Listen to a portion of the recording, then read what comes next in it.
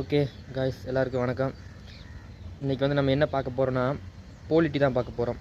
போலிட்டியில் என்ன டாபிக்னா constitution, making of constitution தான் நம்ம பார்க்க போகிறோம். ஓகேங்களா, வாங்க வீடியோக்குள்ளே போகலாம்.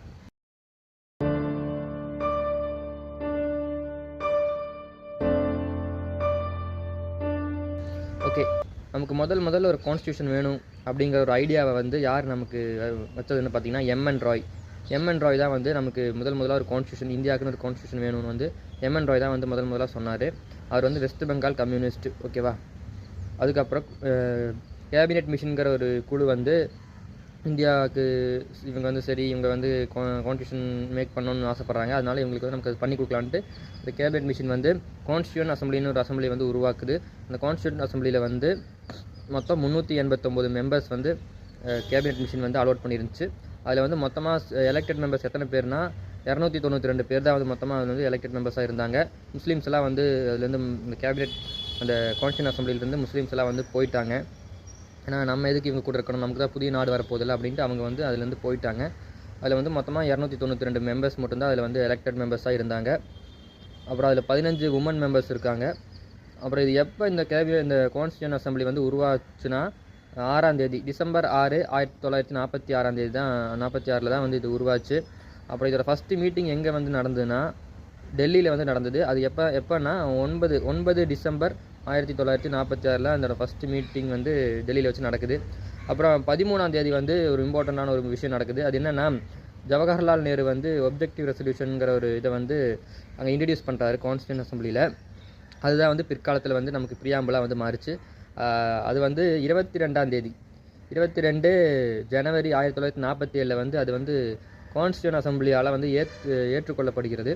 அதுக்கப்புறம் அதை வந்து பிற்காலத்தில் நமக்கு பிரியாம்பிளாக வந்து மாறுது. ஓகேங்களா, அப்புறம் இந்த கான்ஸ்டியூஷன் அசம்பிளியில் வந்து மொத்தம் 22 கமிட்டிஸ் வந்து ஃபார்ம் ஆகுது. இப்போ நம்ம வந்து ஒரே அந்த கமிட்டியில் மொத்தம் 292 பேர் இருந்தாங்கன்னு சொன்னேன். இந்த 292 பேரும் வந்து மொத்தமாக வந்து எழுத முடியாது இல்லை கான்ஸ்டியூஷனை.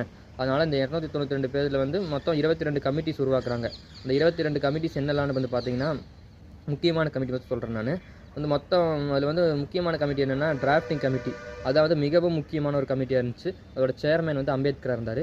அப்புறம் ஸ்டீரிங் கமிட்டி, இதோட சேர்மேன் வந்து டாக்டர் ராஜேந்திர பிரசாத் இருந்தார். அப்புறம் யூனியன் பவர் கமிட்டி, அது வந்து நேரு, அது மாதிரி நிறைய 22 கமிட்டி உருவாக்குறாங்க. அதில் முக்கியமான கமிட்டி மட்டும் நான் உங்களுக்கு சொல்லியிருக்கிறேன். அப்புறம் எப்போ இந்த டிராஃப்டிங் கமிட்டியை வந்து நமக்கு வந்து அப்பாயிண்ட் பண்ணாங்கன்னா 29 ஆகஸ்ட் 1947 இந்த நாளில் தான் வந்து இந்த டிராஃப்டிங் கமிட்டியை வந்து நமக்கு அப்பாயிண்ட் பண்ணாங்க. ஓகேங்களா, அப்புறம் மொத்தம் இந்த டிராஃப்டிங் கமிட்டியில் 7 பேர் இருந்தாங்க. அதோட சேர்மேன் அம்பேத்கர்னு பார்த்தோம். இந்த 7 பேர் யாரெல்லாம்னு பார்த்தா அம்பேத்கர், டாக்டர் பிஆர் அம்பேத்கர், அப்புறம் கேஎம் முன்ஷி, அப்புறம் மாதவன் ராவ், அப்புறம் வந்து அல்லடி கிருஷ்ணசாமி ஐயர், அப்புறம் கோபாலசாமி ஐயங்கார், டிடி கிருஷ்ணமாச்சாரி, அப்புறம் சையது முகமது சாதுல்லா. ஓகேவா, இவங்க தான் இந்த 7 மெம்பர்ஸ். ஓகேங்களா, அப்புறம் கான்ஸ்டியூஷன் அசம்பிளி வந்து எத்தனை நாட்கள் எடுத்துக்கிட்டது எழுதி முடிக்கிறதுக்குன்னு பார்த்தீங்கன்னா 2 years 11 months 18 days. ஓகேங்களா, 2 ஆண்டுகள் 11 மாதங்கள் 18 நாட்கள் ஆச்சு கான்ஸ்டியூஷன் மொத்தமாக எழுதி முடிக்கிறதுக்கு. அப்புறம் இந்த கான்ஸ்டியூஷன் வந்து வேர்ல்டுலேயே வந்து லென்த்தியஸ்ட் கான்ஸ்டியூஷன் வந்து அறியப்படுறது வந்து நம்மளோட இந்தியன் கான்ஸ்டியூஷன் தான். ஓகேங்களா, கான்ஸ்டியூஷன் அசம்பிளி வந்து எப்போ வந்து கான்ஸ்டியூஷன் எழுதி முடித்தாங்கன்னா நவம்பர் 26, 1949 வந்து கான்ஸ்டியூஷன் வந்து எழுதி முடித்து அடாப்ட் பண்ணுறாங்க. ஓகேவா, கான்ஸ்டியூஷன் அசம்பிளி வந்து இதை அடாப்ட் பண்ணுறாங்க.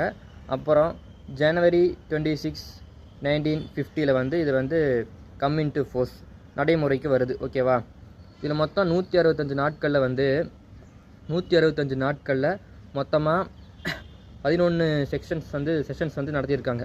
இதில் வந்து கடைசி செஷன் எப்போ நடத்தினாங்கன்னா 24 ஜனவரி 1950 அதில் வந்து தான் கடைசி செஷன் வந்து நடத்துனாங்க. ஓகேங்களா, அப்புறம் எதனால் வந்து இந்த 1950 ஜனவரி 26 ஸ்பெசிஃபிக்காக வந்து அந்த நாளில் வந்து இவங்க வந்து கான்ஸ்டியூஷன் வந்து இன்ஃபோர்ஸ் பண்ணாங்கன்னா அதுக்கான காரணம் வந்து நம்ம வரலாற்றுக்கு பின்னாடி கொஞ்சம் போய் பார்க்கணும். 1930 வந்து முதல் சுதந்திர தினமாக வந்து இந்தியாவில் வந்து கொண்டாடப்பட்டது. அதனால் நமக்கு வந்து இந்த நாளை ஜனவரி 26 இந்த ஸ்பெசிஃபிக்காக இந்த டேட்டை வந்து நமக்கு கொண்டு வந்து இன்ஃபோர்ஸ் பண்ணாங்க கான்ஸ்டியூஷனை. ஓகேங்களா? ஓகே. அப்புறம் வந்து நம்ம பார்த்தோம்னா கான்ஸ்டியூஷனோட மொத்தம் அப்போ எழுதப்பட்ட கான்ஸ்டியூஷன் வந்து மொத்தம் எத்தனை ஆர்டிகல்ஸு எத்தனை பார்ட் இருந்துச்சு வந்து நமக்கு தெரிஞ்சுக்கணும்.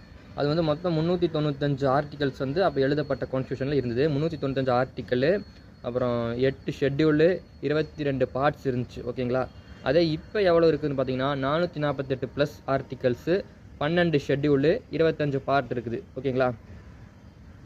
வேர்ல்டுலேயே வந்து லென்த்தியஸ்ட் கான்ஸ்டியூஷனாக வந்து நம்மளோட கான்ஸ்டியூஷன் தான் வந்து அறியப்படுது. அது வந்து நிறைய நாட்டிலேருந்து நம்ம வந்து போரோ பண்ணியிருக்கோம். ஓகேவா? அதில் வந்து எல்லா ஃபியூச்சர்ஸும் வந்து கொஞ்சம் ஃபியூச்சர்ஸ் வந்து ஒவ்வொரு நாட்டில் வந்து நம்ம ஃபாலோ பண்ணியிருக்கோம். அது என்னெல்லாம் ஃபியூச்சர்ஸ்னு வந்து நம்ம பார்க்கலாம். ஓகேவா? ஓகே. பார்லிமெண்ட்ரி சிஸ்டம் எங்கேருந்து நம்ம போரோ பண்ணோம்னா, பார்லிமெண்ட்ரி சிஸ்டம் வந்து நம்ம வந்து யூகேலேருந்து கடன் எடுத்திருக்கோம். அதாவது நம்ம போரோ பண்ணியிருக்கோம். ஓகேவா? Parliamentary system UK. Federal system Canada. ஓகேவா? Federal system Canada. அப்புறம் கன்கரண்ட் லிஸ்ட்டு ஆஸ்திரேலியா. அப்புறம் suspension of fundamental rights during the emergency வந்து இது ஜெர்மனி. அதே எமர்ஜென்சி ப்ரொவிஷன்ஸ் வந்து நம்ம Indian government of India act 1935 எடுத்துருக்கிறோம். அதே சஸ்பென்ஷன் ஆஃப் ஃபண்டமெண்டல் ரைட்ஸ் வந்து டியூரிங் எமர்ஜென்சி வந்து நம்ம ஜெர்மனிலேருந்து எடுத்துருக்கோம். ரெண்டையும் கன்ஃபியூஷன் பண்ணிக்கக்கூடாது. ஓகேங்களா? அப்புறம் நம்ம வந்து ஃபண்டமெண்டல் டியூட்டிஸ் எங்கேருந்து எடுத்தோம்னா யூஎஸ்எஸ்ஆர்லேருந்து எடுத்தோம்.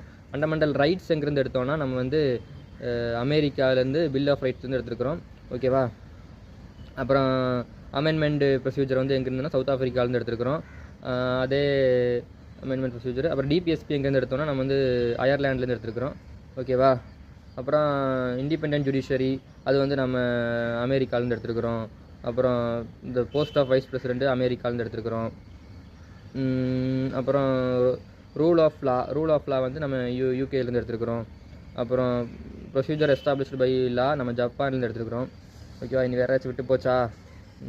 ஓகே. இவ்வளோ விஷயங்களை வந்து நம்ம மற்ற நாடுகிட்ட இருந்து நம்ம போரோ பண்ணி தான் எடுத்திருக்கோம். ஓகேவா?